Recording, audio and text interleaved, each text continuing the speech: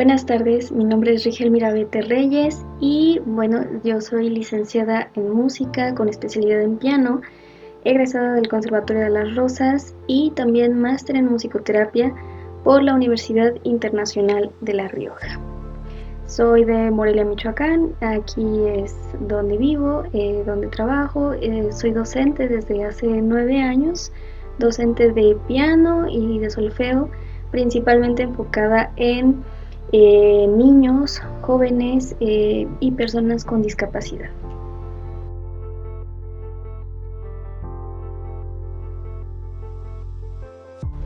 Bueno, sobre la relación alumno-maestro en el área de música, tal vez no podríamos hablar como tal de estadística, pero sí de algunos estudios, de algunas descripciones que se hacen al respecto.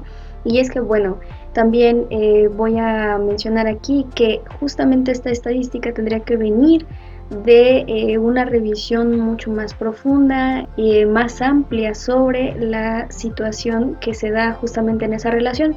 No es que no se haya hecho esa investigación, pero dado que todavía sigue siendo un tema un tanto delicado tal vez de profundizar en él, a pesar de que ya ha existido en las últimas décadas ese interés por analizar cómo es esa relación, todavía hace falta mayor trabajo en ese aspecto. Sin embargo, por ejemplo, hay una referencia que considero muy importante, se las recomiendo mucho, que es del doctor Basilio Fernández Morante. Él tiene un artículo que se titula Violencia psicológica en la educación musical actual en los conservatorios de música.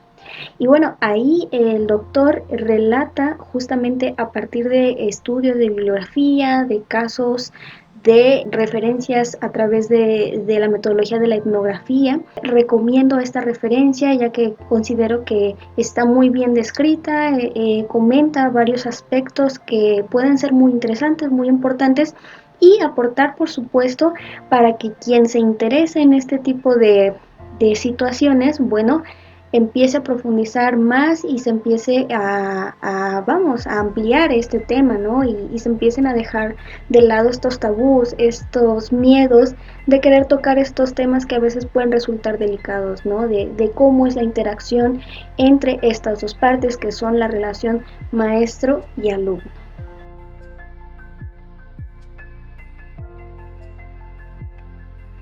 Bueno, sobre qué podría pensarse como una relación sana o cómo debería ser una relación sana entre estas dos partes, considero que principalmente tiene que estar basado en el respeto, ¿sí? Que no haya un miedo, por ejemplo, de parte del alumno hacia el maestro, ¿sí? Y que el maestro, por su parte, se vea como una figura no autoritaria, sino que entienda que el alumno tiene sus propias características que merecen ser respetadas, que puede hacer críticas constructivas a este alumno, ¿sí? Sin socavar su salud mental, su salud física, y de esta manera, bueno, contribuir al desarrollo del alumno, ¿sí? A lograr los resultados que se podrían esperar, pero también entendiendo que cada alumno puede lograr resultados diferentes y que no por eso está mal.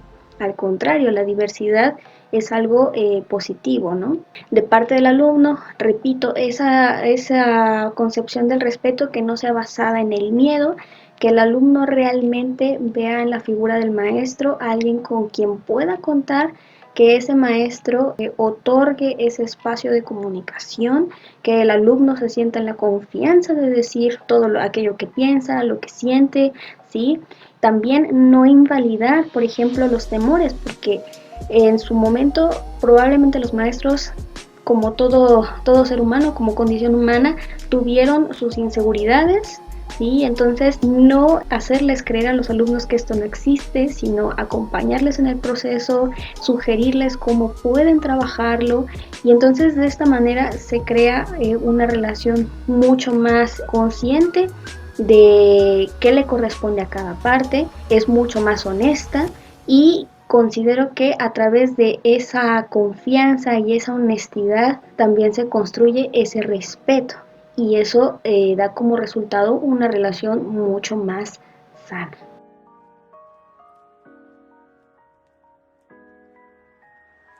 Aquí voy a retomar algo que he escuchado ya varias veces y coincido de alguna forma en estas palabras y que dice que si uno hace las cosas de la misma manera siempre, bueno, el resultado va a ser siempre el mismo. Entonces, ¿qué hay que hacer para buscar un resultado diferente? Hacer las cosas diferentes, empezar a probar cosas diferentes, hacerlas diferentes.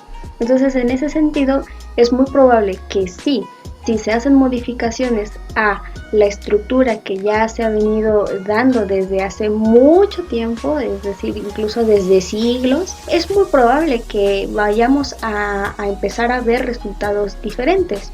Y bueno, esto desde mi propia experiencia lo puedo decir como estudiante, el saber cómo eran diferentes maestros en sus maneras de enseñanza y de cómo relacionarse con ellos se refleja, por supuesto, en los resultados que uno puede dar, tanto a nivel de interpretación como en el avance del repertorio y en el cómo se siente uno también con esos resultados. Porque no es lo mismo vivir un resultado bajo presión, bajo el pensamiento de debo obtener este resultado porque si no, mi maestro me va a regañar, me va a decir que no estoy haciendo las cosas bien, que no fue suficiente, comparativamente a pensar que un maestro, por ejemplo, le diga a uno, bueno, estás haciendo el trabajo muy bien, hay cosas que mejorar, ¿no?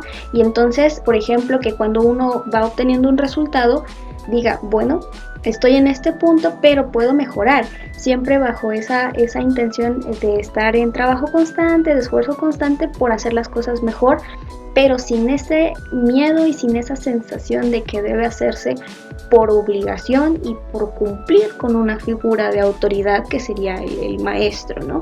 Entonces considero que sí, si se hacen las cosas de manera diferente, es muy probable que los resultados también tengan que ser diferentes.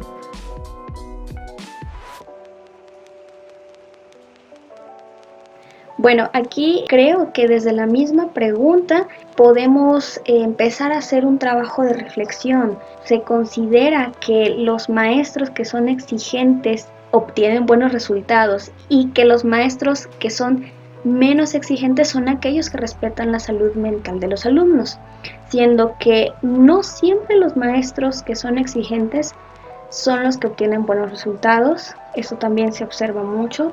Hay maestros que pueden obtener ciertos resultados presionando a los alumnos, pero que también a veces los llevan a límites donde los alumnos tienen una situación de burnout y entonces esos resultados que se habían dado de manera fructífera, por así decirlo, terminan en una explosión, es decir, como una olla de presión donde no se sabe en qué punto ya no está solamente en cocción eso que está ahí, o sea, es decir, el repertorio, el trabajo, ya no solamente se está cocinando, sino que en algún momento, por tanta presión que existe ahí, va a explotar, no se sabe para dónde, no se sabe en qué momento, y eso, bueno, puede tener ya también ciertas implicaciones riesgosas en la salud física y en la salud mental de estos alumnos. Entonces, sería importante reconsiderar por qué se considera que los maestros exigentes obtienen buenos resultados, siendo que a veces esas implicaciones no son del todo ciertas. Porque también, por ejemplo, hay otro tipo de relaciones que no son del todo sanas y son maestros que no es precisamente que sean exigentes, por el contrario, son maestros que, adoptan como un rol muy similar a padres que consienten demasiado a sus hijos y que les pueden llegar a crear la idea de una falsa expectativa de, bueno, tú eres el mejor, tú eres mejor que todos, nadie te gana, y entonces empiezan a fomentar una competencia de estos alumnos que ellos tienen a su cargo con otros alumnos de otros maestros. Y se pueden generar conflictos, porque entonces pueden pensar los alumnos, bueno, como fulanito de tal no es alumno de mi maestro, es menos que yo. Y entonces pueden llegar a pasar situaciones donde estos alumnos empiecen a criticar a los otros, ¿sí? Donde empiecen a creer de verdad que son los únicos y que son los mejores y que no respetan la diversidad, ¿sí? De sus compañeros, de sus colegas. Entonces también ese tipo de relaciones deben de observarse, no solamente de aquellos maestros que pueden llegar a ser exigentes en un sentido insano, sino de aquellos que son demasiado laxos, demasiado permisivos, haciéndoles creer a los alumnos que lo que hacen es lo mejor y que esto genera un conflicto con el resto del medio musical, ¿sí? Con los colegas, con los otros profesores, ¿sí? Por consentir demasiado a esta persona o a sus alumnos, ¿no? El profesor. Y por ejemplo también esta misma pregunta puede hacer que hagamos la reflexión. ¿Por qué considerar que aquellos maestros que respetan la salud mental de los alumnos son menos exigentes? Eso nos habla también de cómo se arraigan estas ideas de pensar que para ser exigente se necesita no respetar la salud, siendo que se puede respetar la salud, la integridad física, la integridad emocional de las personas y hacer un tipo de exigencia diferente. Exigencia que yo viví diferentes tipos de exigencia. Por ejemplo, hay una forma de exigencia donde los maestros pueden invitar a la reflexión y a la autocrítica del alumno para que esa persona que está a su cargo, ese alumno, pueda determinar qué le falta hacer, qué puede mejorar y que incluso pueda generar sus propios recursos para mejorar, es decir, que sea creativo. Estos maestros que respetan no están imponiendo una forma de hacer las cosas, sino que motivan al alumno a generar sus propios recursos, poder interpretar, de poder resolver algo técnicamente. Y esto es a través de la creatividad, porque piensa, ¿cómo podrías resolver esto? Yo tengo las manos de esta manera, por ejemplo, vamos a hablar en el caso del piano, ¿no? Yo que soy pianista. Tienes las manos tú de esta manera, yo las tengo de esta otra forma. No va a ser posible que tú toques como yo toco. No te quedes con una sola opción. Y entonces eso motiva al alumno a buscar otras formas y a no sentir que se le está imponiendo una sola forma de hacer las cosas.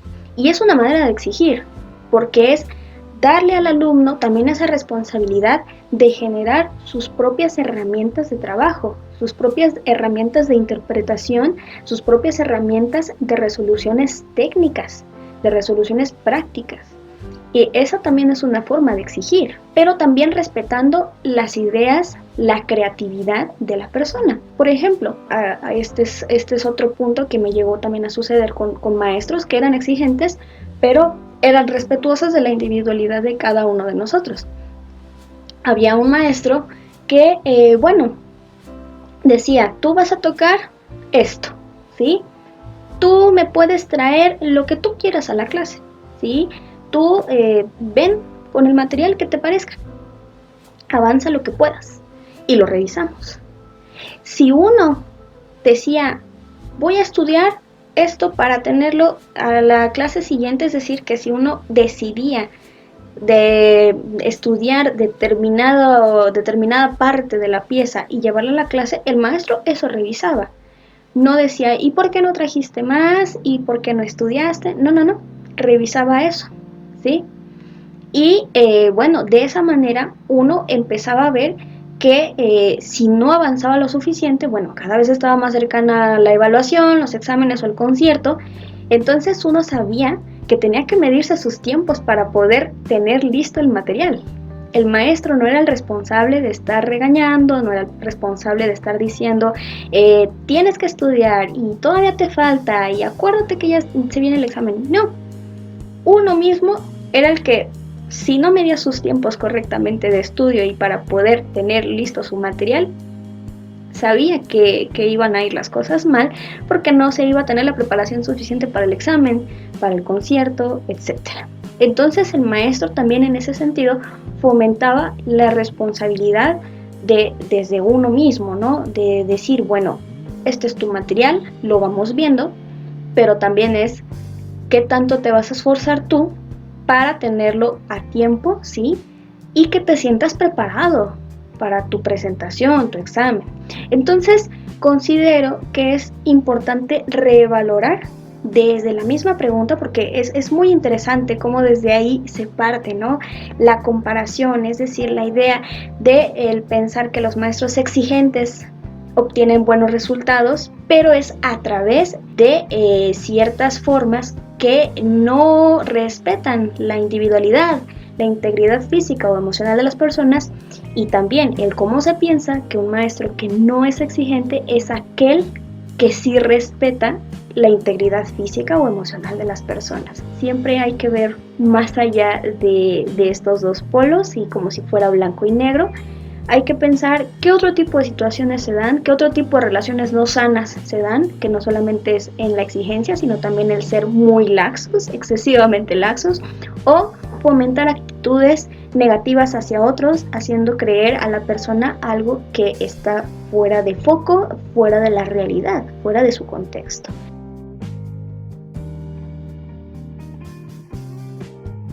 ¿Por qué se dan estas relaciones insanas? Probablemente es porque se tenía la idea, y todavía se tiene la idea, de la superioridad de una figura de maestro por sobre la de un alumno. No nada más en la educación musical, sino en la educación en general también hay este debate, ¿no? De pensar, bueno, es que ya no hay respeto hacia los maestros, pero también se ha visto por el otro lado cómo a veces los maestros se exceden en sus formas de tratar a los alumnos, pensando que esa es la manera adecuada de obtener resultados positivos. Entonces es esta disparidad entre cómo se observan las dos figuras lo que probablemente ha tenido como un factor, uno de tantos, la razón de estas relaciones insanas, ¿no?, entre estas dos partes. También, bueno, hablando expresamente de la música, es porque considero que se ha desarrollado ya desde hace mucho tiempo una exigencia para lo técnico, casi mecánico, es decir, que afinen bien, que todas las notas estén bien tocadas, que no falte ninguna y que todos los estacatos, porque si te faltó uno, que porque si te faltó aquello, entonces ya no eres perfecto. Ese concepto de aquel que es perfecto, que yo pienso que nunca se es perfecto, sino es perfectible, pero pensar en ese concepto de perfecto puede generar una frustración en el alumno y en el maestro, también generar ese deseo de tener personas que cumplan con estándares casi iguales, todos, porque si no, entonces este alumno no funciona, este alumno no sirve. Entonces, generarse expectativas de cómo deben ser los alumnos y a su vez el alumno tratar o intentar cumplir con esa expectativa que tiene el profesor, pues conlleva también a conflictos en la relación, ¿sí? Basarse en expectativas que probablemente no se cumplan genera problemas, y esto no es nada más en relaciones de música, o sea, también eso lo podemos trasladar a otro tipo de relaciones. Este tipo de relaciones basadas en las expectativas puede traer problemas, sí puede generar relaciones insanas. Entonces, más allá de ver en un contexto meramente musical, podemos entender que las relaciones, que al ser de humanos, pueden tener los mismos defectos que pueden trasladarse desde otro tipo de relaciones que se tienen, ¿sí?, que nosotros tenemos con otras personas, solamente que se le atribuyen pues ciertas cuestiones desde las expectativas musicales, que era lo que comentaba,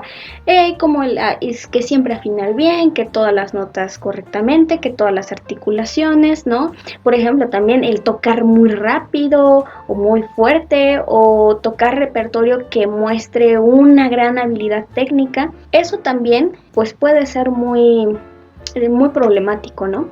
Porque también sucede que, por ejemplo, se empieza a dejar de lado la expresión.